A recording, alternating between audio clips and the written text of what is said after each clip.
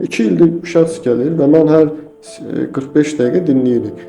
Uşaqlığını, keçmişini, gələcəyini, planını, dini inancını, ekonomik vəziyyətini, nə bilim, xəyanətini, hər şeyini dinləmişik. Amma 2 ilin axırında elə bir hadisə danışılır ki, yəni biz 2 ildir nə danışırdığını təkrar birlikdə sorğulamağa başlayırıq. Ona görə hekayəni biz hər zaman yarım dinləyirik, yarımçıq dinləyirik, əksik dinləyirik. Niyə özünə sərf edəni danışır, yoxsa hazır deyil deyə danışmır? Güvən itib. Dünyaya bir kərə güvəniniz itdi.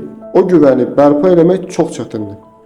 Bəzi insanlarda o güvən təməldə o qədər güclü formalaşır ki, nə qədər o güvən itərsə itsin, onu öz-özünə təmir edə bilir.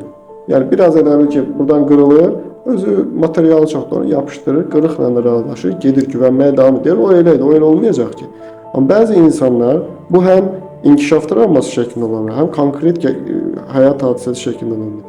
O güvəni itən bir insana bu da onlar kimi olacaq. Bu da mənim sözümü başqasına danışacaq, məni Bu da ittiham mənə xəyanət eləyəcək. eləyəcək.